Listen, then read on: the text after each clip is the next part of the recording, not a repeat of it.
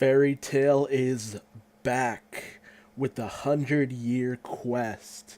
Now, for those of you wondering if this is Hiro Mishima back at it again, pulling double duty with two mangas, just know that he does the layout work and the story itself. A lot of the other final details and final touches are done by this person, Asuo Ueda, who I believe is a assistant to Mishima. I'm not quite sure. I need to fact check that.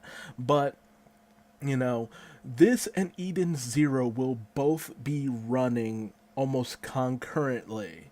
So Mishima has always been one for just going that extra mile. Say what you will about his storytelling abilities, but in every other aspect, he crushes it.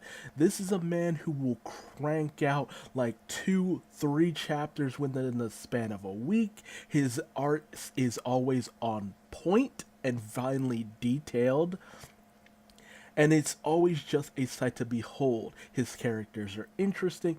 This is a man who just excels in so many areas. It's just very unfortunate that he never can really stick the landing. Now, this is something that a lot of people were kind of hoping to see towards the end of the original series. However, doing it as a spin off manga, a sequel series, leaves the option of, since the original series very much was for Zareth, it was all about the fight against Zareth. From point A to point B, it was all about Zareth. And capping it off with Zareth's defeat in the original series makes sense. And having the 100-Year Mission be a separate series also makes sense for anyone who, just wanted to get to the end of the original series. There you go, there's an ending. If anyone wanted to go a little bit further, here is this story here.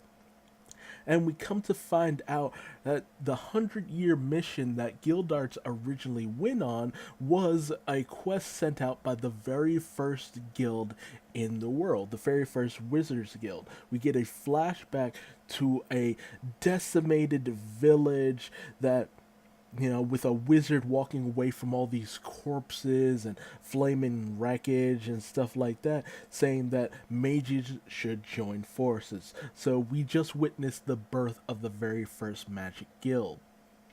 Cut to Fairy Tale, and we see these 3 new members joining up. Everyone's excited to induct them into their group, and however, unfortunately, one of them acts a little bit haughty, saying that it's just like, it's the #1 guild in Fioria, perfect for me, I'll be your #1, I'll be the best, I'm better than the rest of you, better than any other guild, and one day I'll be master. And then Lexus immediately comes in and puts this guy in his place, knocking him down a peg or two.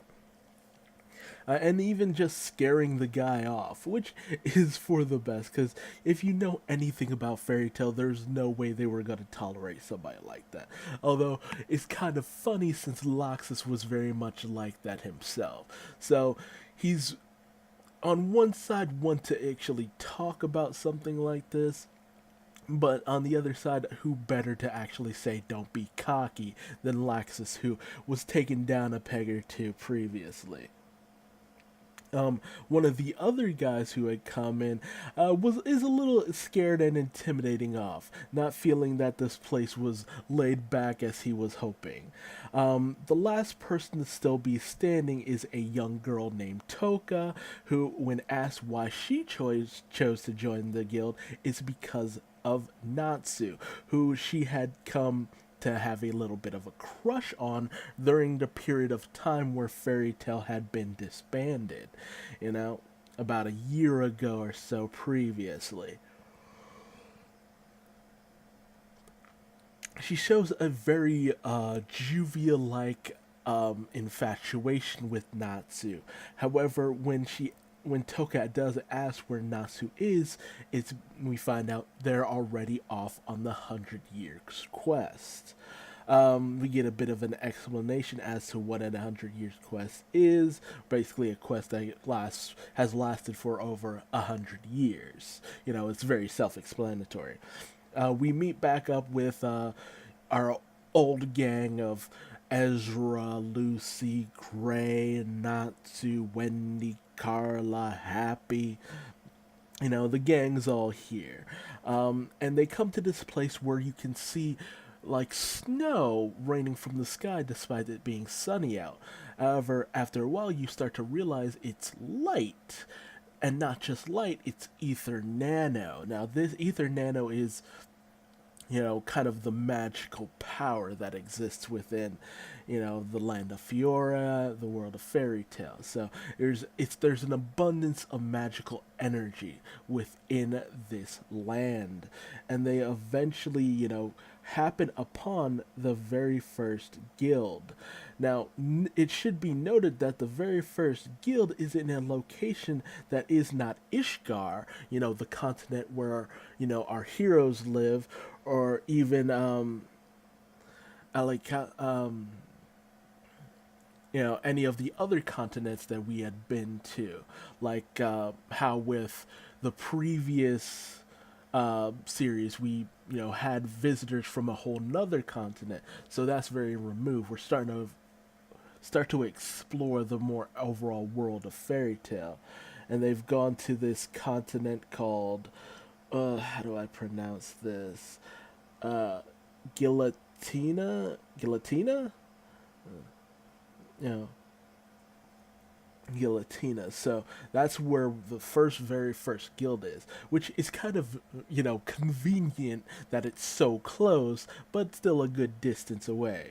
And having it take place in another continent altogether, we are more readily able to explore things we've never gotten to see in the original series. So, a very good way to go.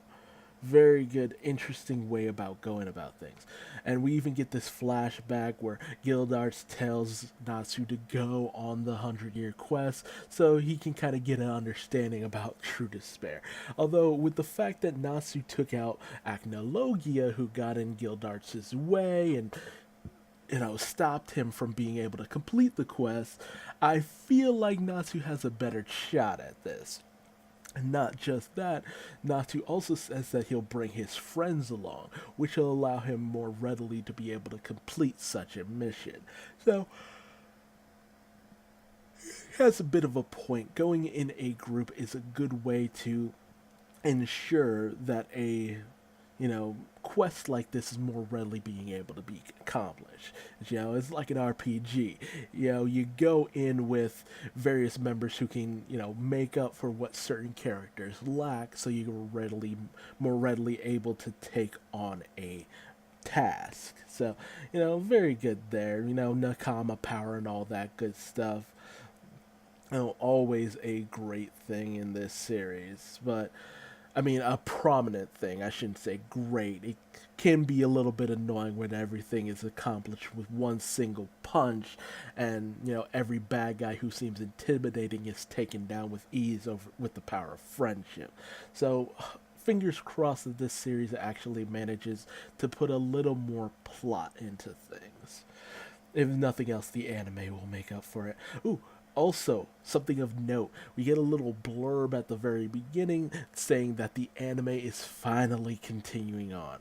I love the anime because it does something that it manages to prolong certain fights that end up taking one shot to finish. So that's always a plus, and it also does a lot to kind of increase my enjoyment of the series. So when you don't really care for something in the manga, the anime kind of makes up for it. So I'm looking forward to the continuation with the Alvarez arc and everything there. So that should be fun. So they come upon the first guild, which seems dilapidated and broken down and completely emptied, only to see this kind of figure out in the shadows. This figure is revealed to be a dragon who calls them the 99th heroes to come upon the 100-year quest. So, Natsu had said that, since this guild is called Dragon something or other, it would have a dragon in it. And sure enough, Natsu was right. Although how this dragon managed to, avoid being taken out by Acnologia is anyone's guess. Is this a humanoid dragon? Is this a regular old dragon? How has it managed to survive all this time? Is it a figment of memory? Is it not quite what it seems? It raises a lot of questions. And he even calls himself Elfseria. Elfseria? I'm terrible with names. Elfseria? I'm going with Elfseria, the Dragon of Law. And he requests that they fulfill his wish. So already there's a little bit of intrigue, some, expectations going in, because right off the bat it's just like, it's a request from a dragon of all things. So it especially explains why Gildarts did not, mention anything beyond his run-in with Acnologia, because Natsu would have been all over this had he known that the 100-year quest come from a dragon itself. So that's it for the first chapter. Nothing overly special, but it's fun to see Fairy Tail back. I just hope that Mashima tells a better story than he had, especially towards the end of the original Fairy Tail series. He can tend to cut corners in certain places where I wish he wouldn't. And, at the very least, I'll have a decent amount of fun with this series, I hope it leans a little more towards Rave Master, but we'll see, He's working on both this and Eden Zero, so who knows how everything will go down towards the end of things. But, hey, thank you for joining me on this chapter review. Tell me your thoughts on this chapter in the comments below. Do you have high hopes? Are you already just like feeling that Fairy Tail burn from trolling Mashima, giving you bullshit chapters? Or are you actually interested to see where this series goes? Do you think he'll be able to keep up both Eden Zero and the 100-year quest? Even though he has someone helping him out with this one. Are you just not interested and just wondering what all the hubbub's about?